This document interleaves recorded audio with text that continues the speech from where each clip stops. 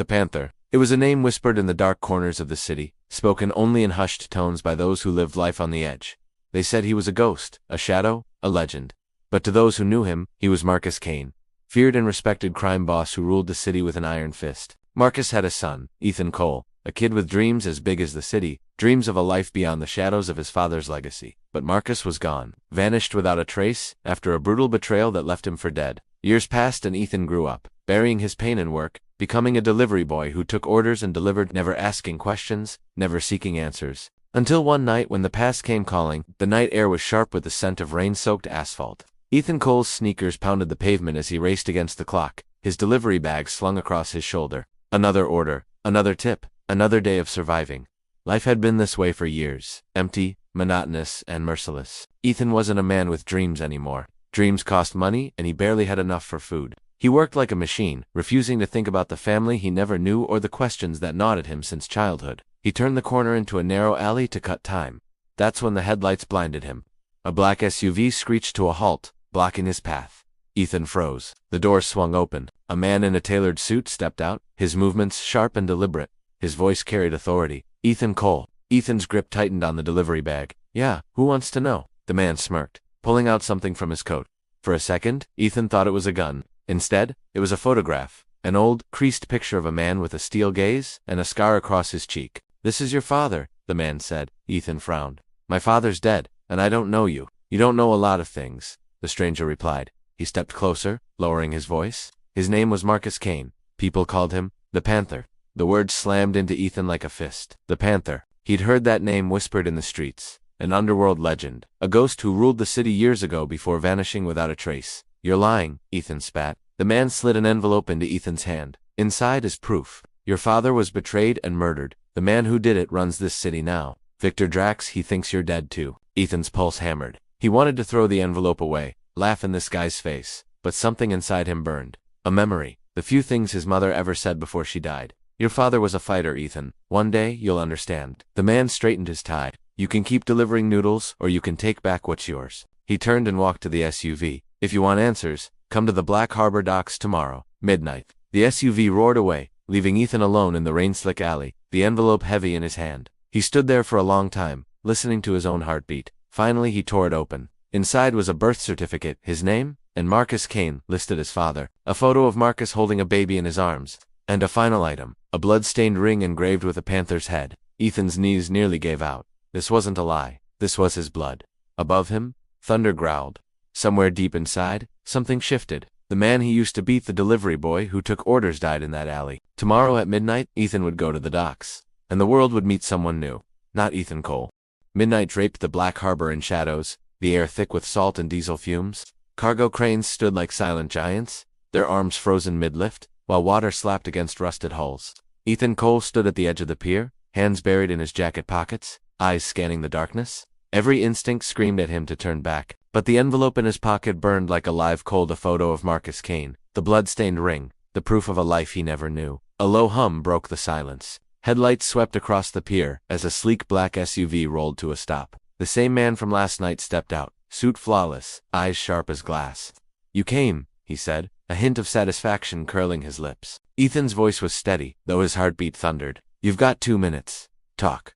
The man chuckled softly. Straight to the point. Good. That'll keep you alive. He gestured toward the shadows. Follow me. Ethan hesitated, then moved. They walked past crates, stenciled with foreign markings, until they reached a secluded corner of the docks. A single light bulb swung overhead, painting harsh circles on the wet ground. The man turned. Name's Lucas Rain. I was your father's right hand. Ethan studied him. Every movement screamed control, but there was a flicker of something else. Loyalty, maybe, or guilt. Lucas continued. Marcus Kane built an empire. A network so tight, the government couldn't touch him. But 7 years ago, someone he trusted, Victor Drax, stabbed him in the back, took everything, left him bleeding in a warehouse. Ethan's jaw tightened. And you just disappeared. I tried to fight, Lucas said, voice low. But Drax had half the underworld bought. I barely made it out alive. I've been waiting for the right time. He stepped closer, eyes glinting. That time is now. You're his son. You have his blood. Ethan laughed bitterly. Blood doesn't make me a king. It makes me a target. Lucas smirked. You're already a target.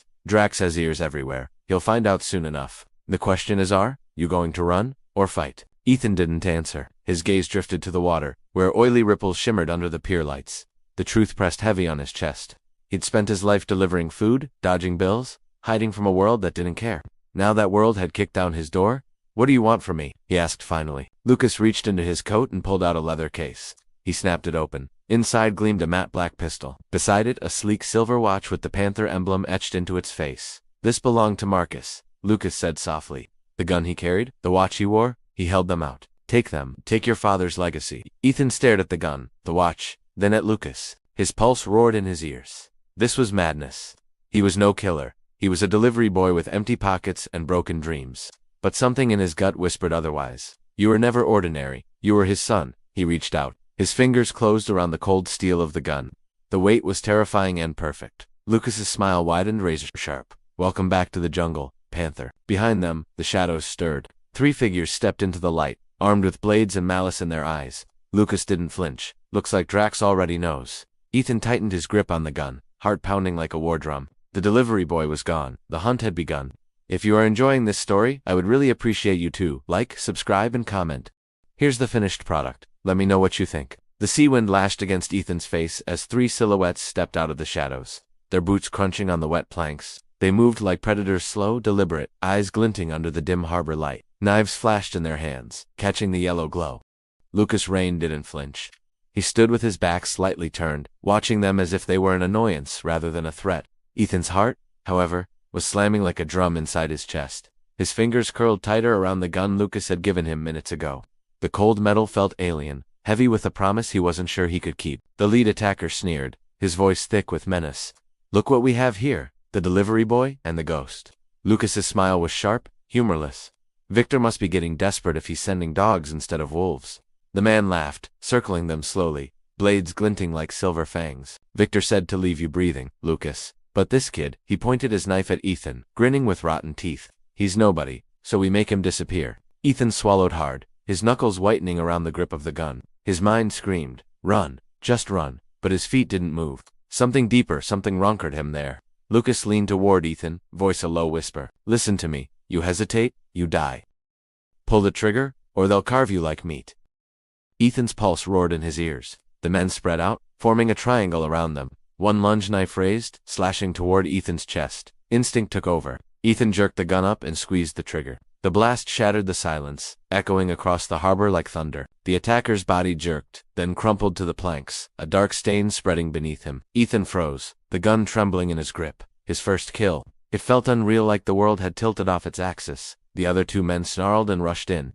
Lucas moved like a phantom, his arm snapped out, catching a wrist mid-swing, twisting it until the blade clattered to the ground. A brutal elbow to the jaw, a knee to the ribs. One man dropped, screaming. The last attacker barreled at Ethan with a roar. Ethan fired again, but the shot went wide. The man slammed into him, knocking the wind from his lungs. The gun skittered across the planks.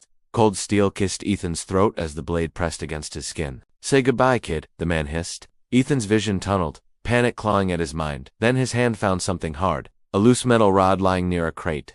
With a desperate surge, he swung it sideways, smashing it into the man's temple. The thug staggered. Ethan grabbed the rod with both hands and drove it down with every ounce of rage in his body. The man collapsed, blood pooling beneath his head. Silence crashed back over the dock. Ethan stood there, chest heaving, hands slick with sweat and something darker. His stomach churned, but there was no time for shock. Lucas retrieved the gun and handed it back, eyes burning like twin coals. "Congratulations," Lucas said coldly. "You just crossed the line. There's no going back now." Rain drummed softly on the SUV's roof as it glided through the silent streets. Inside, Ethan sat rigid in the back seat, his hands resting on his knees, still trembling from what he had done. The smell of gunpowder clung to him like a second skin, and no matter how hard he tried, he couldn't shake the image of those dead men sprawled on the pier. Lucas Rain drove without a word, his face unreadable in the dashboard glow. The city lights blurred past, but Ethan barely saw them. His mind was a storm of questions. What now? Where does this road end? Finally, Lucas broke the silence. "You did well tonight." Ethan let out a bitter laugh. "You call that well? I killed someone." Lucas glanced at him in the rearview mirror, eyes cold and sharp. "You survived. That's all that matters in this life. And in this life, survival isn't about being good, it's about being the last man standing." Ethan turned away, staring at the rain-smeared window. The weight of the gun in his pocket felt like a chain dragging him under. He wasn't ready for this world, but it didn't care. It had swallowed him whole. They pulled into a dimly lit parking garage. Lucas parked near an old steel door with no markings. He killed the engine and looked back at Ethan. Time to meet the others. Ethan frowned. Others. Lucas smirked. You think it's just me? Marcus built an army. Some of them stayed loyal after he died. They've been waiting for the day you'd come. That made Ethan's stomach twist. He wasn't a leader. He wasn't his father. But before he could speak, Lucas pushed the door open and stepped into the shadows beyond. Ethan followed, his senses on edge. The hallway beyond smelled of oil and gunmetal. Bare bulbs buzzed overhead as they walked deeper into what looked like an abandoned warehouse. Voices drifted from behind a heavy sliding door. Lucas pushed it open. Inside was a large room filled with men. Some sat on crates, others leaned against walls, all armed and watching with hard eyes. Conversations died as Ethan stepped in. Every gaze burned into him, measuring, judging. Lucas raised his voice. Brothers, the bloodline has returned. A ripple went through the room. Some men nodded in silent respect. Others exchanged doubtful glances. One man stepped forward, a tall, lean figure with a scar across his jaw and ice in his eyes. This is him, he asked, voice dripping skepticism. The Panther's son. Ethan met his stare, jaw tight. Lucas answered for him. Ethan Cole. Marcus's blood. The scarred man snorted. Blood doesn't make a man fit to lead. Can he fight? Can he kill? His gaze swept Ethan like a blade. Or is he just another soft kid who'll get us all killed? Ethan felt heat crawl up his neck. Before he could speak, Lucas stepped in close to the man, voice like steel. Watch your mouth, Raphael. Ethan's ears pricked. Raphael. The name sounded familiar. Lucas had mentioned him once, Marcus's old enforcer, and now his eyes held something more than doubt, something darker. The tension crackled until Raphael smirked and stepped back, hands raised. Relax, Lucas. Just making sure we're not betting on the wrong horse. But Ethan saw it. The flicker in Raphael's eyes as they darted toward a man in the corner, a quick, silent signal. And that man's hand slid discreetly into his jacket before stopping when Raphael gave the slightest shake of his head. It hit Ethan like ice water. These men weren't all loyal. Some wanted him dead. Lucas turned back to the room. Enough talk. From tonight forward, Ethan's word carries weight. Anyone who's got a problem, his gaze swept across them like a blade. You take it up with me. Murmurs rippled. No one stepped forward. For now, Lucas motioned for Ethan to follow him into a side office. Inside, the lights were dim, the air heavy with the scent of old wood and oil. Lucas poured himself water and handed Ethan a glass. You felt it, didn't you? Lucas asked quietly. Ethan nodded slowly. Raphael, he doesn't want me here. Lucas's smile was cold. He wanted the throne after Marcus died. Now you're standing in his way. Ethan clenched his fists. Then why keep him alive? Because killing him now would split the crew, Lucas said. And right now, you need every blade you can get. Even the ones pointed at your back. Ethan stared into the glass, his reflection fractured by the ripples. This was a world of wolves and some were already circling. Outside the office, Raphael leaned against the wall, pulling out his phone. His voice was a whisper, almost lost in the hum of the warehouse. Yeah, he's here, just like you said. Tell Drax I'll handle it. His eyes glinted in the shadows. If you're enjoying this story, I would really appreciate you to like, subscribe, and comment. The city slept under a blanket of orange streetlights, but Ethan Cole wasn't in the mood for rest. He stood by the tall windows of the Panther estate, staring out at the skyline like a general surveying a battlefield. His father's empire was still a fractured skeleton, but piece by piece, he was forcing it back to life. Behind him, laughter filled the hall. Raphael Storm was in his element, a glass of sparkling water in hand, cracking jokes with Lucas and the rest of the crew. Charismatic, loyal lore. At least that's how he played it. Ethan turned and forced a smile as Raphael approached. You're thinking too much, boss. You'll get wrinkles before 40. Ethan smirked, hiding the storm in his head. Wrinkles are the least of my worries. Sit, Ethan said, nodding toward the table. Maps and blueprints lay scattered, tracing the arteries of the city, the docks, the warehouses, the key turf spots. We've got a situation, Lucas said, his voice hard as steel. The Red Vipers. They want tribute. Raphael scoffed. Tribute, from us. They should be kissing our boots for letting them breathe. Ethan raised a hand. They're testing us. If we ignore them, we look weak. If we pay, we're slaves. So what's the play? Raphael asked, leaning forward. We meet them, Ethan said. His tone was calm, but inside, something burned, face to face. No tribute, no fear. They'll either respect us or choke on their arrogance. Lucas nodded. I'll set it up. The meeting took place in an abandoned textile mill, its walls covered in graffiti and rust. The air smelled of oil and betrayal. Ethan walked in first, Lucas and Raphael flanking him like twin shadows. Across the cracked concrete floor, the Red Vipers waited, tattooed thugs with serpents inked across their arms. Panther's cub, their leader, sneered, stepping forward. His name was Kieran Voss, a man who wore cruelty like a second skin. We wondered if you'd crawl out of your hole. I don't crawl, Ethan said, voice low and sharp. I run and I hunt. Kieran grinned, flashing gold teeth. Big words for someone standing in my house. Your house. Ethan's eyes narrowed. You're standing in my city. The tension was a live wire ready to snap. Ethan held his ground, his heartbeat steady despite the storm brewing inside. That's when he saw a glint of metal near the rafters. A sniper's scope, no, a reflection. His instincts screamed ambush. Lucas, Ethan murmured, just loud enough for his right hand to hear. Lucas shifted, hand brushing his weapon. Then it happened. The mill doors exploded inward. Gunfire erupted like thunder. Men screamed. Bullets tore through concrete and flesh. Ethan hit the ground, rolling behind a rusted loom as chaos swallowed the room. Red vipers scattered, returning fire at the unseen attackers. Whoever set this up wanted everyone dead. Lucas was already shooting, precise and lethal. Raphael dove for cover beside Ethan, cursing. Who the hell knew about this meeting? Good question. Only 3 men knew the exact location: Ethan, Lucas, and Raphael. Ethan's mind raced as he fired back, dropping 2 masked gunmen. The attackers weren't vipers. They wore black tactical gear, faces hidden, professional killers, Draxus style. The firefight raged for what felt like an eternity. Then, as suddenly as it began, silence fell. The floor was slick with blood. The vipers had fled, the assassins too vanishing like ghosts into the night. Ethan stood, chest heaving, eyes sweeping the carnage. This wasn't random, he said, voice like ice. Someone tipped them off. Raphael wiped sweat from his brow, looking furious. Yeah, then let's find the rat and skin him alive. Ethan stared at him for a long moment, his face unreadable. Then he smiled, slow and cold. Don't worry, Ethan said softly. I will. As they walked out of the ruined mill, Ethan kept his hands steady, but inside, a seed of suspicion had taken root. Raphael had been too calm, too ready with his anger, like a man rehearsing his lines. If there's a knife waiting for me, Ethan thought, it's hiding behind a smile. Cliffhanger. As Ethan slid into the back seat of his car, his phone buzzed. A single text from an unknown number. Tonight was just a taste. The real storm is coming.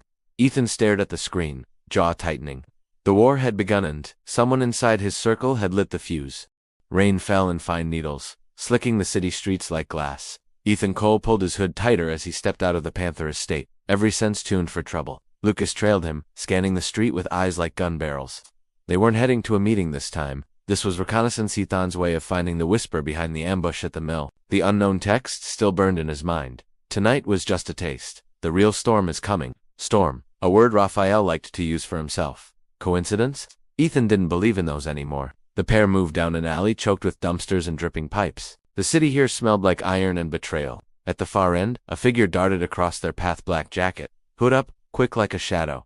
Stop, Lucas barked, reaching for his sidearm. The figure bolted. Ethan was already moving, pounding down the alley like a predator on the hunt. His boots slapped wet pavement, breath steady, muscles coiled with rage. Who runs from me? Someone who knows my face. The figure leaped over a crate, splashing through puddles. Ethan closed the gap, vaulting the same crate with liquid speed. Lucas's footsteps thundered behind them, the echo of a man who wouldn't stop until blood answered blood. The chase spilled into a side street, neon signs casting fractured light across the rain. The stranger glanced back and Ethan caught a glimpse of sharp eyes under the hood, calm, calculating, not a street rat. They veered into another alley, narrower this time, walls slick with grime. Ethan lunged, fingers grazing the runner's jacket, then a flash of silver arced back at him. Blade. He twisted, the knife slicing air where his throat had been. The runner didn't slow, vaulting a low fence into a back lot. Lucas cut him off. Ethan barked, diving after. The lot was a graveyard of rusted cars, puddles reflecting fractured light. The figure weaved through like smoke. Ethan hurdled a hood, grabbed a broken door for balance, and surged forward. His breath steamed in the cold night air. Then movement. A kick slammed into Ethan's ribs, sending him sprawling into a puddle. Pain knifed through his side. The runner stood above him now, blade glinting under the neon haze. Who sent you? Ethan growled, rolling to his feet, fists up. The runner said nothing, just came at him with surgical precision. Ethan blocked, feeling the sting of steel slice his sleeve. He countered with a brutal elbow to the attacker's jaw. The hood slipped for a fraction of a second. A woman's face, sharp, cold as midnight. Not Raphael, not a viper. This was something else. She slashed again. Ethan caught her wrist, twisted hard. The knife clattered to the ground. He drove a knee into her stomach, slamming her against a rusted car. Talk, he snarled. Her response was a headbutt that sent white stars bursting in his vision. She shoved him off, dove for the knife, but Lucas appeared like a thunderclap. Pistol leveled. Freeze. Lucas barked. The woman hesitated for a heartbeat. Then, with inhuman speed, she hurled the knife not at Ethan, not at Lucas, but at a gas line running along the wall. The blade bit deep. A hiss of escaping vapor filled the air. Down, Ethan roared as a fireball erupted, swallowing the lot in roaring heat. Flames clawed the sky. The shockwave slammed Ethan against a car. When his vision cleared, the woman was gun-swallowed by smoke and chaos. Lucas dragged Ethan up. You good? Never better, Ethan rasped, coughing through smoke. His ribs screamed, but his mind burned hotter. She wasn't trying to kill us, she was sending a message. Lucas frowned. What kind of message blows up half a block? Ethan picked up something gleaming in the Padula burner phone. The woman must have dropped it in the struggle. He flipped it open. One message sat on the screen. Raphael is not what he seemed. Ethan stared at the words, heart pounding. He'd suspected, now the knife had twisted deeper. Lucas saw his face harden. You think Storm? Ethan cut him off with a look like frostbite. Don't think, just get ready. He pocketed the phone and walked into the smoke, his silhouette ablaze against the firelight. Somewhere in the shadows, the woman watched. Somewhere closer, Raphael Storm was smiling. But Ethan's smile was sharper. If Raphael wanted to play games, Ethan would burn the board to ashes. The rain hadn't stopped since the explosion. It drummed against the windows of Ethan's safe house like fingers tapping a warning he couldn't quite read. The air smelled of smoke and betrayal. Lucas sat across the room, patching up Ethan's arm, but Ethan's mind wasn't on the wound. It was on the burner phone and the message carved into his brain. Raphael is not what he seems. He'd trusted Storm for years, fought beside him, bled for him, and now, doubt was poison, and it was spreading fast. Where do we start? Lucas asked, tossing the bloody gauze aside. Ethan stared at the encrypted laptop glowing in front of him, with his past. Every war leaves ghosts. I want to see who's haunting Raphael Storm. Lucas raised a brow. You think he's dirty? I think I'm done thinking. Time to know. He keyed in a string of commands, diving into restricted archives, pulling from old intel databases. Dead drops, and silenced servers only men like him remembered. Files bloomed across the screen. Storm's service record, Black Ops logs, covert payments. Ethan sifted through them like a surgeon cutting rot from flesh. For 20 minutes, nothing. Raphael Storm looked clean. Too clean, until Ethan found it.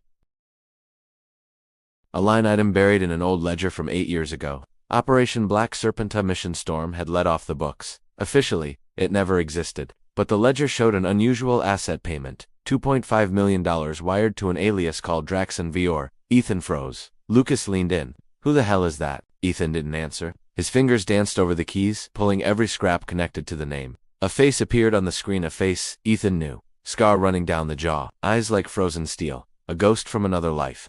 Drax. Ethan's voice was a gravel whisper. I killed him. I put 2 rounds in his chest 5 years ago. Lucas stared at him. You're saying he's alive? Ethan's jaw tightened. Or Storm paid a dead man $2.5 million to stay that way. The safe house felt smaller suddenly, walls closing in under the weight of the revelation. Ethan dug deeper, opening encrypted mission logs. Black Serpent wasn't a strike, it was an extraction.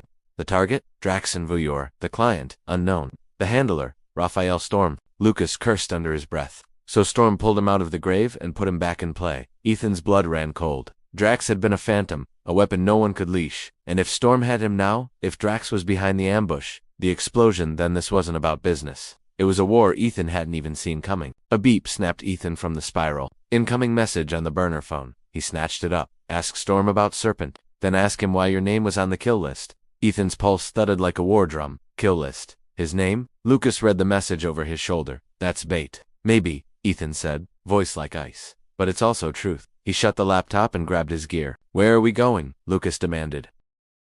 To the only place Storm keeps answers. His house. Ethan shook his head. His vault. 2 hours later,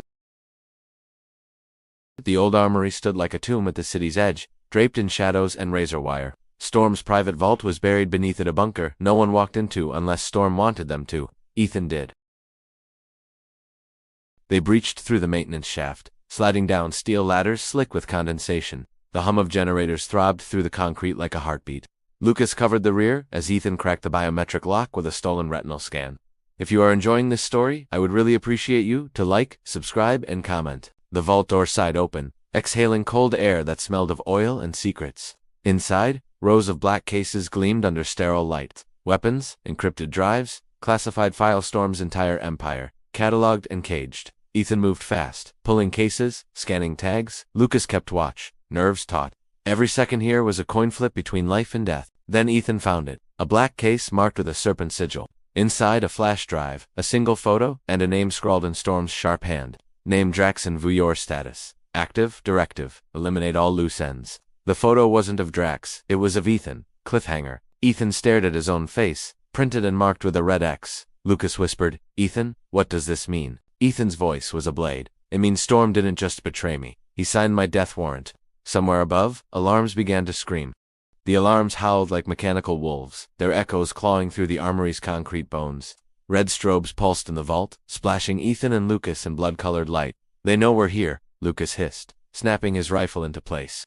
Ethan slipped the flash drive and photo into his vest. His expression was stone. "Then we don't give them a clean kill." A thunderclap of boots hammered above, doors slammed, voices barked commands, the building coming alive with hostile intent. Lucas swung toward the only exit, the maintenance shaft they'd crawled through. "We can make it if we too late." Ethan pointed at the ceiling. Shadows cut across the light as Storm's soldiers rappelled down cables, rifles spitting fire before they even hit the ground. Ethan dove behind a steel rack as rounds punched holes through metal cases, sparks spitting like angry snakes. Lucas returned fire, dropping the first man before his boots touched concrete. Another hit the floor and rolled behind a crate, barking into his comm. Target confirmed. Engage. The room erupted in chaos. Ethan's mind ran cold and precise, combat instincts taking over. He lobbed a smoke grenade into the center of the vault. The chamber choked on gray clouds, swallowing vision, turning men into silhouettes.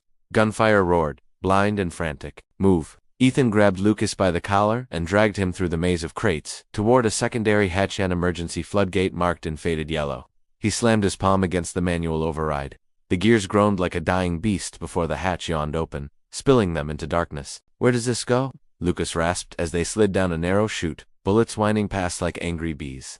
"River tunnel?" Ethan grunted. If Storm didn't seal it, they hit the bottom hard, rolling across damp steel into a maintenance corridor, humming with pipes and shadows. The stench of rust and stagnant water wrapped around them like a noose. Behind them, the hatch screeched open. Voices shouted. Boots pounded. "They're dropping in," Lucas yelled, firing back. The tunnel flared with muzzle flash as Ethan yanked him around a bend. "Grenade!" Someone roared from above. The blast chewed the corridor, a wall of fire slamming Ethan forward. His ears rang, his vision swam, but his legs moved on pure will.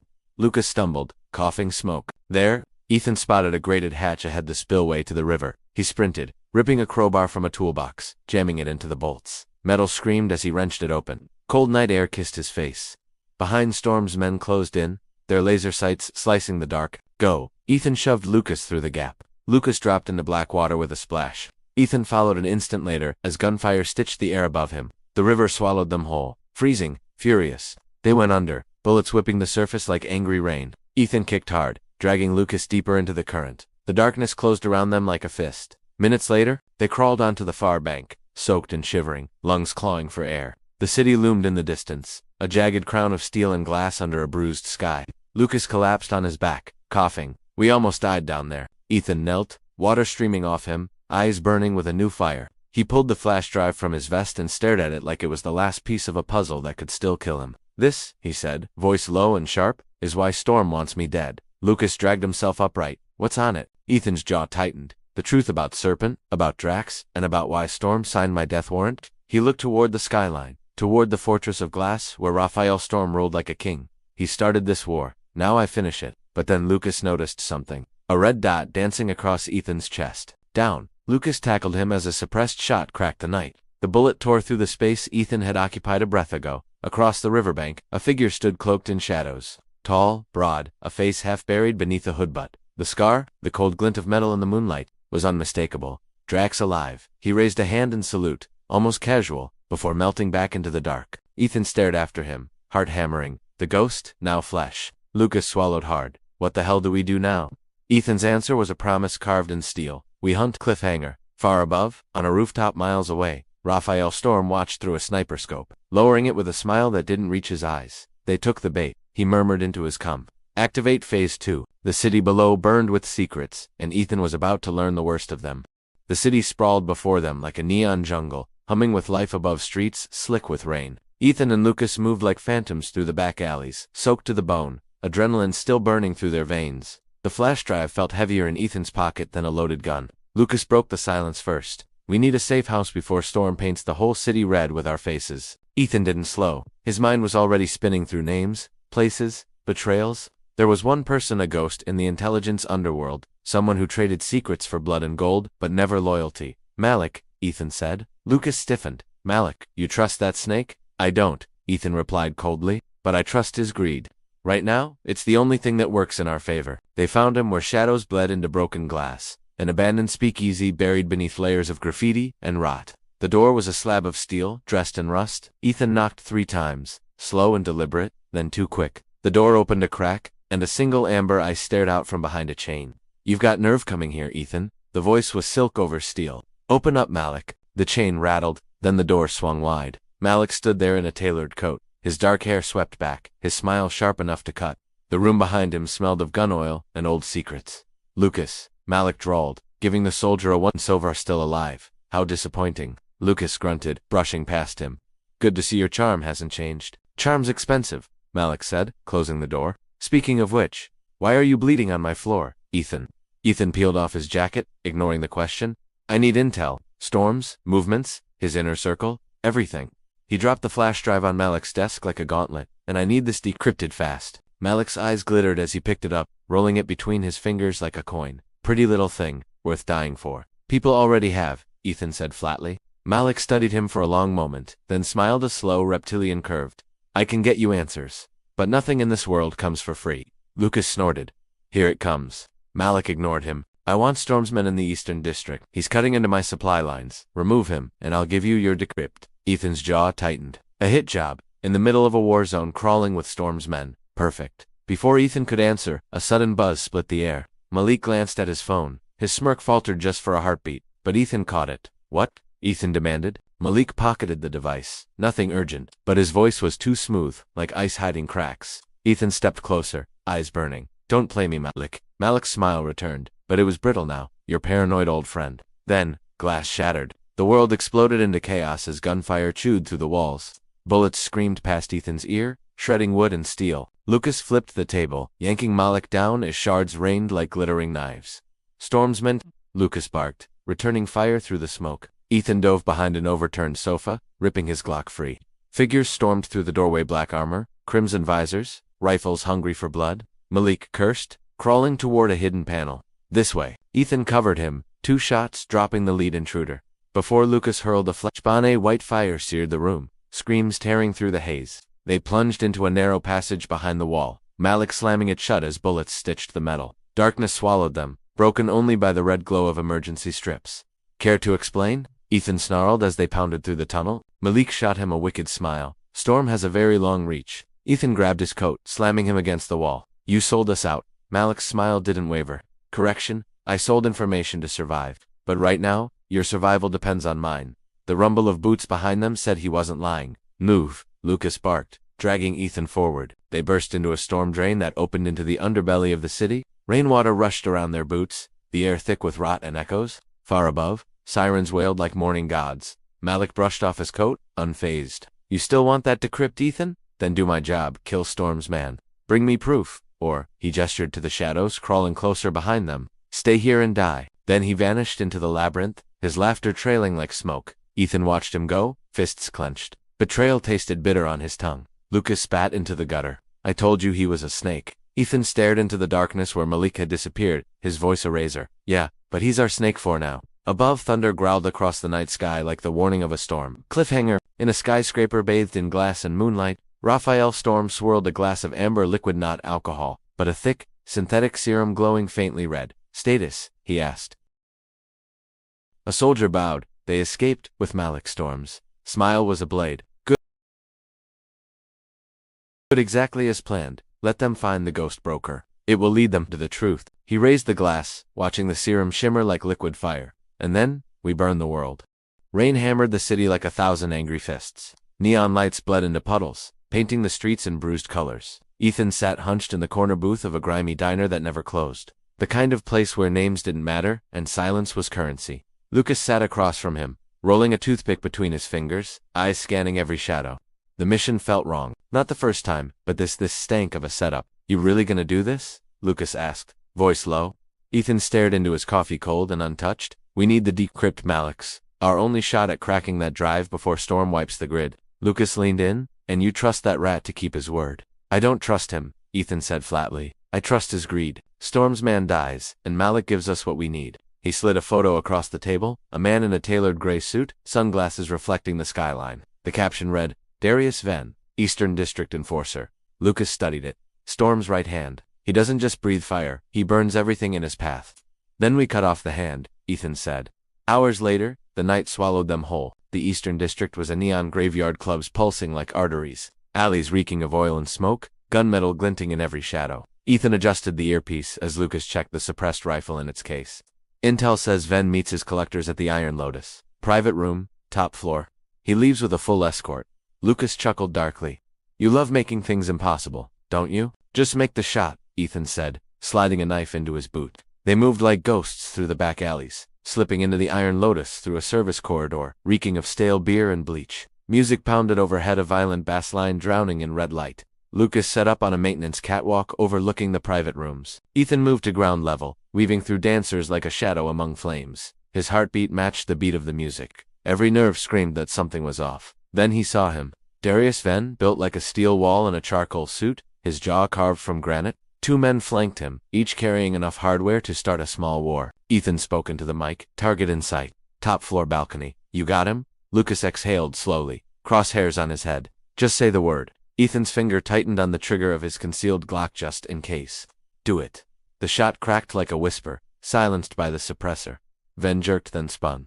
The round sparked against a steel plate hidden under his suit. Body armor. Damn it, Lucas cursed. The room erupted in chaos. Ven drew twin pistols with serpent-fast reflexes, his men sweeping the balcony with fire. Bullets screamed across the dance floor, glass exploding into diamonds. Abort, Ethan barked, diving behind a marble column as rounds chewed through plaster. On your sit, Lucas warned. Ethan rolled, dropping a thug with two precise shots. Blood misted under the strobe lights, painting the dancers panic in violent hues. Ven vaulted the balcony like a predator, landing hard, eyes locked on Ethan. He moved like a machine. Gunfire spitting sparks as Ethan scrambled for cover. Lucas fired from above, clipping one guard in the leg. Move, damn it. Ethan sprinted toward the kitchen, Ven's bullets snapping inches from his spine. Steam billowed from industrial pipes as Ethan slid behind a prep station, grabbing a chef's cleaver without thinking. Ven stormed in calm as death. You should have stayed in the shadows, Ethan, he growled, voice like gravel over glass. How do you know my name? Ethan demanded, circling him. Ven smirked, leveling his pistol. Storm told me all about his little ghost. The words hit harder than the bullets that followed. Ethan flipped the steel table, deflecting the shots as he lunged. The cleaver flashed once, sparks erupted as it slammed into Ven's gun. The weapon clattered away. The two collided like titans, fists and elbows cracking in the steam-filled inferno. Ven was stronger each, blow a hammer butt. Ethan was faster, cutting low, driving knees into ribs. Blood slicked the floor. Then Ven's hand closed around Ethan's throat like an iron vice. You think you can kill Storm's blade? He snarled, lifting him off the ground. Ethan choked, vision swimming in till his hand found the knife in his boot. He drove it upward into Ven's shoulder. The enforcer roared, dropping him. Ethan slammed his head into a steel counter, grabbed the fallen gun, and fired twice into the gap in Ven's armor at his ribs. The giant staggered, eyes wide with shock, then crumpled, dragging pots and pans into a metallic avalanche. Ethan stood over him, chest heaving. Blood and steam mingled like a dark offering. Lucas's voice crackled in his ear. You alive? Bailey, Ethan rasped, wiping his blade. Targets down. Then get out, Storm's men are coming. Ethan grabbed Ven's encrypted cum and bolted through the back door into the rain. Sirens wailed in the distance. His hands shook not from fear, but from the words echoing in his skull. Storm told me all about his little ghost. Cliffhanger. On the roof of a glass tower, Raphael Storm stood in silence, watching the rain slash across the city. A messenger approached, trembling. Ven is dead. Storm didn't move. His reflection stared back at him in the black glass, a god among insects. Good, he murmured, almost to himself. Now, the real game begins. He turned toward the shadows, where another figure stepped forward, a man Ethan knew long ago, a man he buried in his past. Make contact, Storm said softly. Our ghost is about to meet his nightmare. Rain-slicked streets blurred past as Ethan gripped the steering wheel, knuckles white, engine growling like a caged beast. Lucas sat in the passenger seat, a duffel bag at his feet, the one that carried Ven's cum, blood still drying on the steel casing.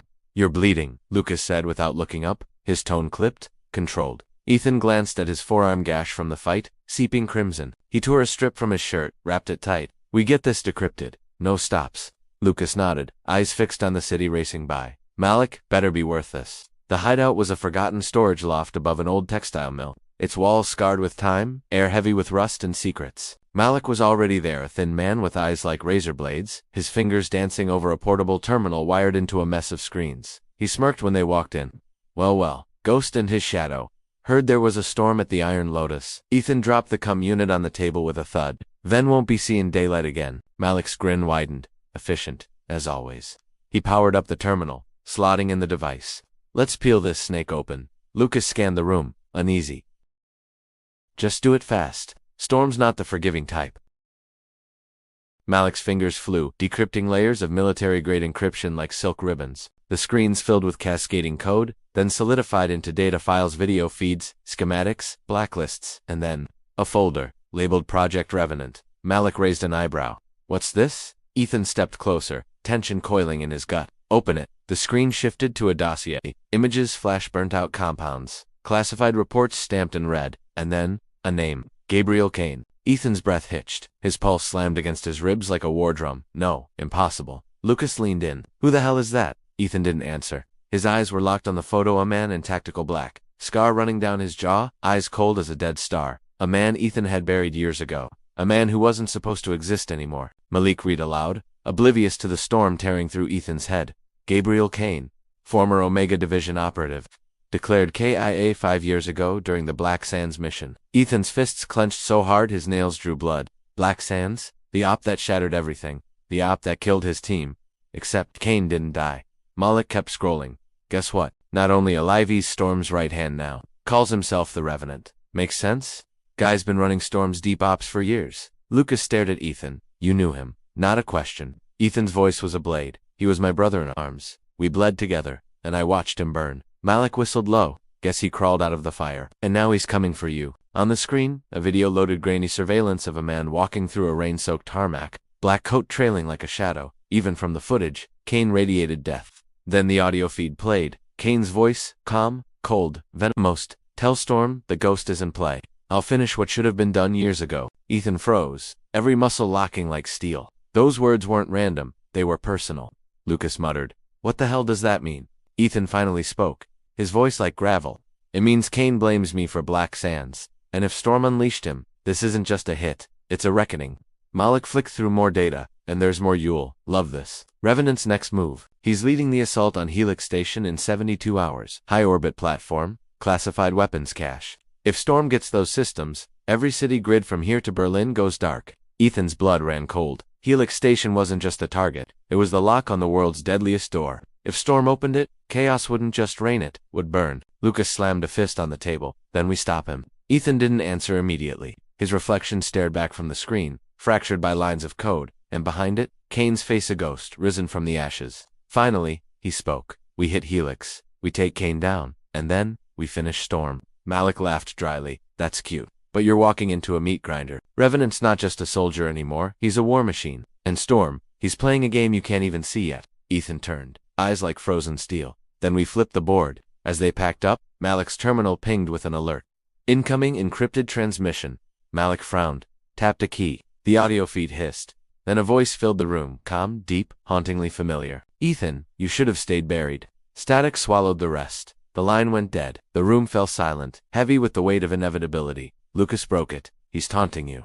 Ethan holstered his gun, jaw set like iron. No, he's declaring war. The rain outside intensified, pounding the windows like war drums. And for the first time, Ethan felt something he hadn't in years, not fear, but the raw electric clarity before a kill. Because this wasn't just another mission anymore. This was personal.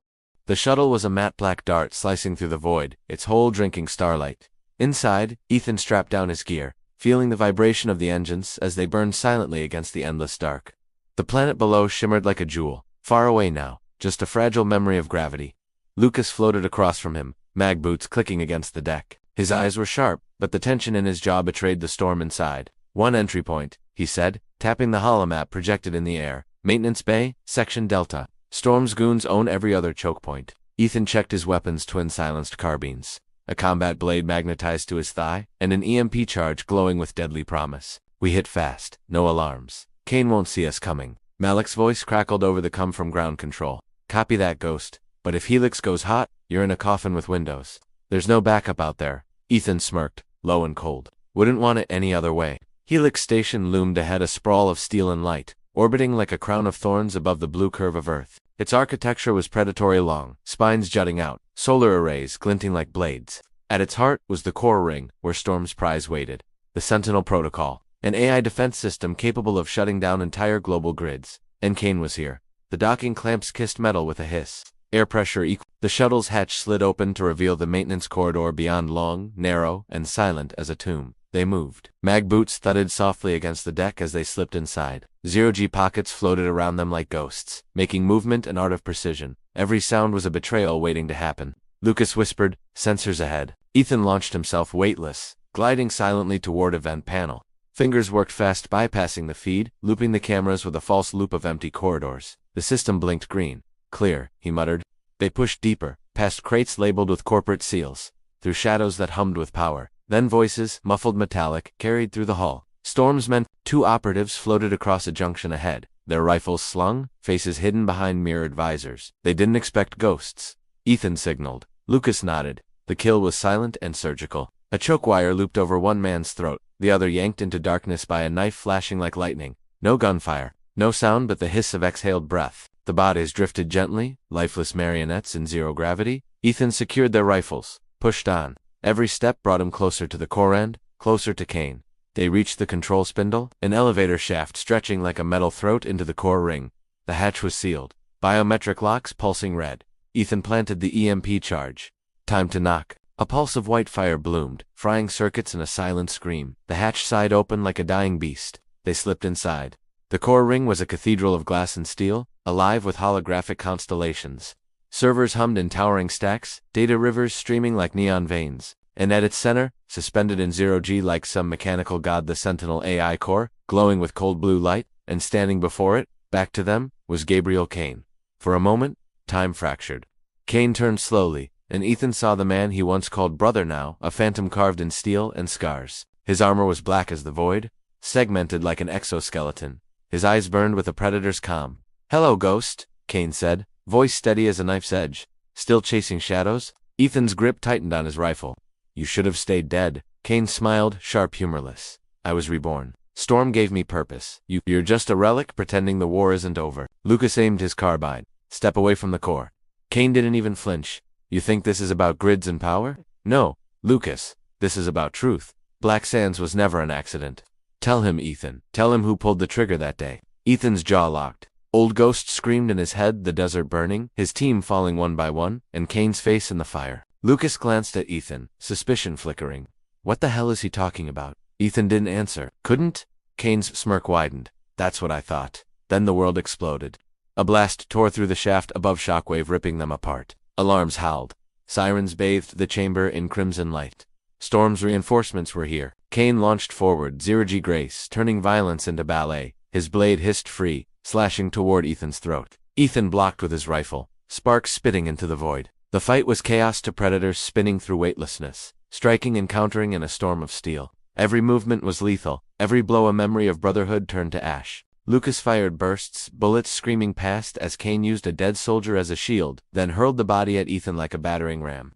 Ethan crashed into a server bank, glass shattering around him like frozen rain. Kane's voice was everywhere, calm even in the carnage. "You should have finished me when you had the chance." Ethan wiped blood from his brow, eyes burning like twin suns. "Consider this my second shot." He fired a burst 3 rounds, sparking off Kane's armor as the Revenant vanished into a cloud of debris, ghosting toward the upper gantry. "Ethan!" Lucas shouted. "Reinforcements inbound." Ethan reloaded, heart pounding like war drums. "Then we finish this fast." Somewhere above, Kane's laugh echoed through the steel bones of Helix, slow cold, promising nothing but death. The alarms turned the core ring into hellfire. Red strobes pulsed like a heartbeat as klaxons screamed through the steel veins of Helix. Smoke floated in delicate ribbons, glowing crimson in the emergency lights. Ethan slammed a mag clip into his rifle, metal biting metal. His breath echoed in his helmet like a war drum. 30 seconds ago, Kane tried to gut him. Now the Revenant was a phantom in the smoke. "Lucas, status." Ethan barked over the comm. "South gantry, Kane's moving up." Lucas's voice crackled through static. "He's headed for Sentinel's primary node, the node the AI's heart. If Kane interfaced with it, Storm wouldn't just control the grids. They'd own every kill switch on the planet." Ethan launched himself off the shattered console, floating through zero-G using debris as cover. Below, the core pulsed like a living sun, blue arcs rippling across its shell. Above, Kane's silhouette moved like a wraith, climbing the gantry with inhuman precision. "Talk to me, Malik," Ethan snapped. Malik's voice came thin, distorted by interference. "I'm seeing a system boot sequence on Sentinel. Kane's triggering the activation. You've got 7 minutes before global lockdown." "Then we cut the cord," Ethan growled. He slammed onto the upper platform with a magnetic clang. Kane was there, spinning in a slow arc, blade gleaming like liquid night. Still chasing me, ghost? Kane's voice rolled like thunder through the helmet link. You never learn to let go. Ethan raised his rifle. And you never learn to stop betraying the people who bled for you. Kane tilted his head, smile slicing like a blade. You mean like you betrayed me? Lucas crashed onto the gantry behind Ethan. Carbine raised, brought the theatrics. Kane, you're done. Done. Kane laughed a cold, hollow sound that crawled into their bones. You still don't get it, do you? He flicked his wrist. A hollow bloomed above his forearm, a recording. Desert winds howled. Black sands, the op that killed Kane and half their unit. Ethan's voice filled the chamber, distorted but clear. Command wants the asset contained. Kane goes dark permanent. Lucas froze. His eyes darted to Ethan. Tell me that's a fake. Ethan's chest felt like it was caving in. Lucas, listen, you signed the kill order. Lucas's voice cracked like shrapnel. Ethan gritted his teeth. He was compromised. If he'd reached the extraction zone with that intel, stop lying. Kane hissed, lunging forward like a shadow with steel teeth. His blade screamed against Ethan's rifle, sparks spinning into the void. The two men collided in a hurricane of motion, steel on steel, muscles straining against zero-G chaos. Lucas hesitated, rifle wavering, heart torn. For one fraction of a second, Ethan saw it, the fracture in the team. Kane saw it too and drove his blade toward Ethan's throat. Ethan twisted, kicking off a girder, using the recoil to spin and slam his shoulder into Kane's ribs. They tumbled, locked in a death dance, crashing against the rail with bone-rattling force. Lucas, Ethan roared, take the shot. Lucas raised the rifle, then froze. His hands shook. His mind was a battlefield. Kane smiled through blood. You know who the traitor is now, brother? So who do you shoot? Before Lucas could answer, the chamber shuddered. Sentinel's core lit up like a newborn star. The countdown burned into the hollow feed. 0 hours, 4 minutes, and 59 seconds. Kane launched backward, mag boots sparking against the deck. 5 minutes until a new world. Ghost. Stop me if you can. He vaulted toward the upper console, moving like a panther on fire. Ethan fired 3 rounds, sparking off Kane's armor as he vanished behind the reactor shield. Ethan snapped, fury in every syllable. You with me or not? Lucas's jaw locked. He didn't answer. He just sprinted after Kane. The console chamber was a cyclone of chaos, data streams flickering across glass walls. Coolant fog curling round their legs. Kane stood before the terminal, fingers dancing over a hollow keyboard. Sentinel's core pulsed faster, light bleeding like liquid fire. Ethan and Lucas crashed in together. Gunfire shredded the consoles. Sparks vomiting into Z. Kane moved like smoke, sliding through the carnage, blade flashing as he closed the distance. Lucas fired point blank. Kane twisted, letting the bullet carve air, then slammed the butt of his blade into Lucas's throat. Lucas gagged, spinning into a wall. Ethan roared, charging through the haze, driving Kane into the glass. The station trembled with the force of their collision. Shards floated like frozen tears. Still think you're the hero? Kane spat blood across his visor. Ethan slammed his fist into Kane's jaw. No, I just need to be faster than you. He ripped the override chip from Kane's wrist and hurled it across the chamber. It spun away, glinting like a falling star. But Kane only laughed a sound sharp enough to cut bone. You think that stops it? The AI's alive. Ghost. You can't kill a god with your hands. The countdown hit 0 hours, 1 minute, and 15 seconds. Malik, Ethan yelled, I need a kill switch. Now. Static clawed at the comm. Malik's voice bled through, ragged with panic. No, remote abort. You've got to pull the main coolant line and fry the core manually. But Ethan, that'll cook anyone inside the chamber. Ethan's gaze cut to Lucas struggling to his feet and then to Kane, smiling through blood and madness. 3 men, Kane whispered. 1 chamber. Only one walks out. The timer bled into 0 hours, 0 minutes, and 59 seconds. Ethan grabbed Lucas, shoving him toward the hatch. Go, that's an order. Lucas stared, broken, torn between rage and loyalty. Ethan, don't move. Lucas vanished into the corridor. The hatch slammed shut. Ethan turned back to Kane. The world shrank to steel, blood, and the ticking of a digital guillotine. Always was, you and me, Kane said softly. His blade sang as he raised it. Yeah, Ethan said, gripping the coolant lever with one hand, rifle with the other. Let's finish the war. The countdown screamed. 0 hours, 0 minutes, and 8 seconds. And then the core erupted in white fire. The Helix station was no longer a station. It was a graveyard of steel and shattered glass. Smoke rose like funeral veils into the night sky, tinted orange by the glow of distant fires. The countdown had hit 0. Sentinel hadn't destroyed the entire city, but the shockwave from its partial detonation had gutted Helix, torn through its core systems, and killed dozens. And Raphael's storm had vanished in the chaos, leaving nothing but the taste of betrayal in Ethan's mouth. He stood in the ruins, the acrid stench of burnt wiring and blood choking his lungs. His right arm ached where a shard of metal had torn through his jacket, but the pain in his body was nothing compared to the weight crushing his chest. Lucas staggered toward him, face blackened with soot, blood streaking his temple. Ethan. His voice cracked. Raphael, he's gone. He left with the Sentinel backup core. Ethan clenched his fists until his knuckles screamed.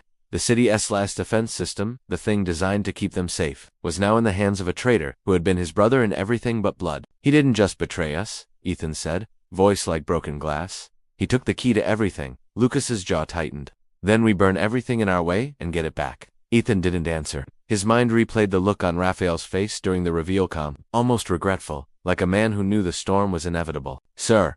Another voice broke his thoughts. It was Nadia, their tech strategist, limping toward him with a half-charred tablet in hand. Her usually pristine gear was shredded, but her eyes burned with fury. I pulled what I could from Helix before the core was wiped. You're going to want to see this. Ethan scanned the cracked screen. A single word flashed in crimson letters. Drax. Underneath schematics of a massive weapon system, bigger than Sentinel, something codenamed Apex Protocol. Lucas cursed under his breath. He's building a second one. No, Ethan said, voice low and cold. He's building the last one. Apex makes Sentinel look like a toy. Nadia nodded grimly. If he powers this up, Ethan, he won't need armies. He'll own the city. A long silence hung between them. Then Ethan turned toward the smoking ruins, his eyes reflecting fire. This city has taken everything from me, he said, every word carved from steel. My father, my name, my peace. And now, Raphael? His voice broke for half a heartbeat, then hardened again like iron cooling in the forge. But this time, the city doesn't take. I take it back. Lucas stepped forward. What's the play? Ethan faced them, the glow of destruction behind him painting his silhouette like a warlord born in fire. We stop running. We stop reacting. From this moment on, we go hunting. Raphael wants to play God. Fine. But when gods fall, they fall the hardest. Nadia raised an eyebrow. You sound like you have a plan. Oh, I do, Ethan said, his lips curling into a razor-thin smile. And it starts with cutting the head off Drax's serpent. Lucas's eyes lit up with grim satisfaction. We hit their fortress. No, Ethan said, voice low. We erased their network first. Every contact, every safe house, every credit stream feeding Apex. They'll choke on their own ambition. And Raphael? Nadia asked quietly. Ethan's gaze darkened like a gathering storm. I'll deal with him myself. The team moved out, leaving Helix Station in ashes. But as they drove into the night in their black convoy, Ethan's phone buzzed. A video message. He opened it. Raphael's face filled the screen calm, almost warm, as if nothing had happened. Behind him, a wall of glowing servers pulsed like the veins of some mechanical beast. Ethan, Raphael began, his voice steady, his eyes glinting with something Ethan couldn't name. If you're watching this, then you've already realized what Sentinel was a distraction. Helix was never the endgame. Apex is the future, a clean city, no corruption, no chaos, just order. My order. His voice sharpened like a blade. I didn't betray you. I saved you from yourself. You want revenge? Come find me. But know this, the day you put a bullet in me, the city burns. The video cut to black. Ethan stared at the screen, his pulse pounding like war drums. Lucas leaned forward. Say the word, and we hunt him now. Ethan didn't answer immediately. His reflection stared back from the dark screen, a man forged in blood and betrayal. When he spoke, his voice was quiet, lethal. We don't hunt him, Ethan said. We outthink him. Every step he takes will be there first. And when the time comes, he closed the phone slowly, eyes hard as stone. I'll make him wish he never called me brother. Outside, thunder rolled across the city like a promise. This was no longer a war for control. This was personal. Cliffhanger. Far away, in an underground fortress lit by red emergency lights, Raphael stood before a massive chamber filled with humming cores. The Apex Protocol system loomed above him, a steel titan, still in its cocoon. Beside him, a shadowed figure stepped out of the darkness. The same voice that whispered to Raphael at Helix spoke again. Ethan will come for you. Raphael smirked, eyes glinting. I'm counting on it. The serpents first cut the city, never slept, but tonight, it held its breath. A black van rolled through the industrial district, headlights off, blending with the skeletal shadows of abandoned factories. Inside, Ethan sat at the head of the tactical table, eyes burning over blueprints of Drax's primary stronghold, a steel monstrosity disguised as a cargo warehouse. Lucas checked his weapons, loading each magazine with the precision of a surgeon. Nadia's fingers danced over her tablet, lines of code spilling across the screen like veins of green lightning. You're sure this is where they route the credits? Lucas asked. Nadia smirked, sharp and cold. Every Drax transaction, every shell account, they all pulse through this hub. Take it out, and we cut the serpent's throat. Ethan's gaze never lifted from the blueprint. His jaw clenched as Raphael's voice from the last message echoed in his head. The day you put a bullet in me, the city burns. Not tonight, he thought. Tonight, you bleed first. The van skidded to a stop 2 blocks away. They moved like ghosts through the misty alleys, black combat suits glistening under the sodium glow of street lamps. The warehouse loomed ahead, a fortress of corrugated iron, its perimeter ringed with cameras. drones buzzing like mechanical hornets. Lucas muttered, "You weren't kidding. They brought the whole damn zoo." "Keep it quiet," Ethan ordered. "We go in fast, cut their eyes, and burn their accounts before they know we were here." They reached the fence. Nadia planted a palm-sized device on the gate. One sharp beep, and the lock dissolved like ice under fire. They slipped inside. The silence was heavy, unnatural. Then clicked. Ethan froze mid-step. His eyes flicked down. "Pressure plate. Trap," he hissed. Lucas cursed, sweat beading on his forehead. "How do you want to play this?" Ethan knelt slowly, his pulse steady despite the spike of adrenaline. His hands moved like ghosts, tracing the mechanism. Whoever built this wasn't sloppy, it was surgical. Raphael's handiwork, of course. He disarmed it in 30 seconds flat, but his gut twisted. If there was one, there were more. They moved on, weaving through the steel labyrinth, each step measured. Security cameras dropped offline, one by one, under Nadia's control. Inside the core chamber, dozens of servers hummed like a mechanical heart. "This is it," Nadia whispered, sliding into the terminal seat. Her fingers became lightning, slicing through firewalls, hijacking encryption, bleeding Drax's empire, dry and silent. Devastating strokes.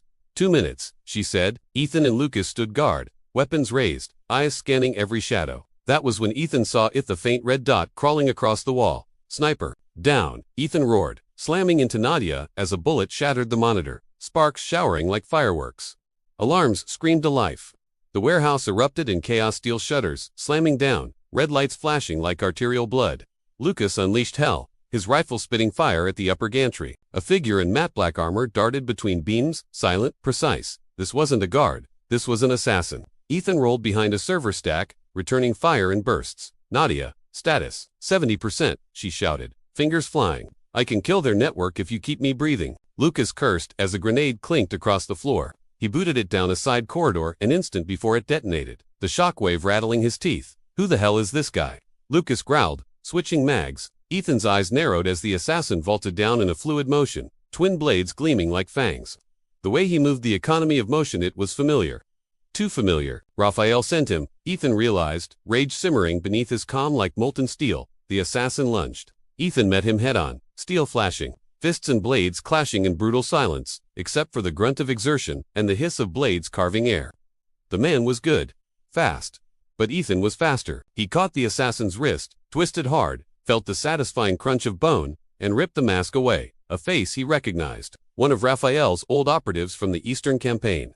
The loyalty in his dead eyes burned even as Ethan drove him into the steel floor.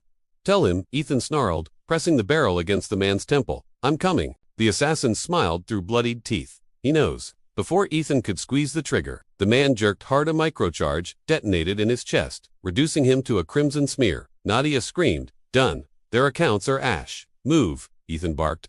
They blew out through a sidewall as fire consumed the server stacks. The explosion ripped the night apart, a mushroom of steel and flame lighting the sky. They dove into the van, tires shrieking as they tore down the street. Behind them, the warehouse burned like a funeral pyre. In the van, smoke and sweat thick in the air. Nadia wiped blood from her lip and gave a savage grin. "We gutted them. Half their funding just vanished into the void." Lucas spat out a bitter laugh. "And made one hell of an enemy." Ethan stared out the shattered window at the inferno behind them, jaw set like carved stone. His hands still trembled, not from fear, but from rage. Raphael knew they were coming. He wasn't running, he was baiting them. "Good," Ethan whispered, more to himself than anyone else. "Let him." Lightning cracked across the sky, as if the city itself sensed the war was far from over. Cliffhanger, in a subterranean chamber deep below the city. Raphael stood before a massive holographic display of Apex. Red alerts pulsed across IFE, the credits drained, a strike on Drax's accounts. Behind him, Drax himself appeared. A mountain of a man draped in scars and tattoos, his voice a gravel storm. "You let him live." Raphael didn't flinch. "I need him alive." Until the very last move, and then Raphael's eyes glinted like a blade in darkness. "Then the city gets to watch its savior fall." The screen behind him flared with the countdown. Apex Protocol. 72 hours to activation. Blood in the fortress. The team assaults Drax's main fortress. A maze of concrete bunkers bristling with turrets. The ambush is savage. Ethan's squad pushes through, room by room, drenched in smoke and fire. But midway, Ethan spots something worse than gunfire. Raphael's mole inside his own crew. Malik, the one running comms for weeks, turns his rifle on Nadia and wounds her before vanishing into the smoke. Betrayal burns hotter than bullets. Ethan kills Drax's bodyguards in a storm of violence, cornering Drax himself. But before Ethan can break him, Raphael's remote detonation reduces the fortress to rubble. Ethan, Lucas, and a bleeding Nadia barely escape. Cliffhanger, Malik's voice taunts Ethan over stolen comms. You can stop. Apex, you're already bleeding from the inside. The ghosts reckoning the survivors hole up in a derelict subway station beneath the city. Nadia is patched up but weak. Ethan is quieter than ever, his fury calcified into resolve. Lucas confronts him. You've been hiding something since Kane has first words at Helix. What happened at Black Sands? At last, Ethan confesses. Years ago, during Black Sands, he pulled the trigger on an airstrike that killed innocents and Kane. Raphael covered for him, then used that secret to twist the truth. Lucas reels, but doesn't abandon him. Instead, he says, then you fight not to erase the past, but to make sure no one else carries it. They trace Apex's final construction site to the city's undersea power grid. Raphael's ultimate staging ground. Cliffhanger, Apex will be fully online in less than 48 hours. Into the abyss. Ethan and his team infiltrate the undersea tunnels via midi-subs. It's claustrophobic, crushing black water pressing on every window. Mechanical drones swarm them. Apex's first prototypes, forcing brutal underwater firefights where tracer fire glows like molten stars. They breach the grid facility. Inside, a labyrinth of turbines and glowing reactors. Malik waits, his betrayal fully revealed. He'd been Raphael's eyes and ears for months, sending every detail of their plans. The showdown is ugly. Ethan fights Malik hand-to-hand among sparking conduits, rage boiling over. He refuses to kill him outright. Instead, he leaves Malik to drown in the flooding tunnels, whispering, "You chose your side, now drown with it." Cliffhanger, Nadia uncovers Apex's true function, not just control, but total lockdown of the city. Every weapon, every drone, every surveillance feed under Raphael's hands. Activation in 24 hours. Brothers at war, the undersea grid becomes a war zone, as Raphael himself descends into the heart of Apex. Ethan and Raphael finally meet face to face. No comms, no distance, just raw violence echoing through steel corridors. Their duel is primal. Raphael wields an exosuit, every strike thunderous. Ethan counters with feral precision, each blow carrying years of rage and guilt. But as they fight, Raphael keeps talking. About order, about cleansing the chaos of the city, about how Ethan's guilt makes him unworthy. For a moment, Ethan falters, doubt gnawing. Then Lucas shouts through the comms. He's not your brother anymore. He's the storm choking this city. Ethan rises again, driving Raphael into the reactor chamber. Blades, bullets, fists. Their war tears the facility apart. Cliffhanger. As Ethan gains the upper hand, Raphael locks the Apex core and snarls. Kill me. And Apex detonates. Spare me. And I rule. Choose. Ghost. The last oath time slows. The Apex countdown blares. 0 hours, 5 minutes, and 0 seconds. The entire city teeters on annihilation. Ethan's memories flood back. Kane's accusations, Raphael's betrayals, the ashes of Black Sands. For the first time, Ethan sees clearly. Raphael isn't his brother anymore. He's the shadow Ethan has been running from. Ethan lowers his blade. Raphael smirks, until Ethan slams a data spike into the Apex core, triggering a feedback loop. Nadia coded. Raphael lunges to stop him, but Ethan hurls him into the reactor conduit. Energy surges, swallowing Raphael in blinding light. The chamber collapses. Ethan, Lucas, and Nadia barely escape through the flooding tunnels as Apex implodes, shockwaves rippling through the sea. On the surface, dawn breaks over the city. Smoke still rises, but Apex is gone. Ethan watches the skyline, bloodied but unbroken. Lucas stands beside him. What now? Lucas asks. Ethan takes a long breath, the first clean one in years. Now we rebuild. And if the city calls me ghost again, he glances at the horizon, eyes hard as steel. Then I'll haunt every shadow that dares to rise. The screen fades on the city's battered skyline. The war is over. For now,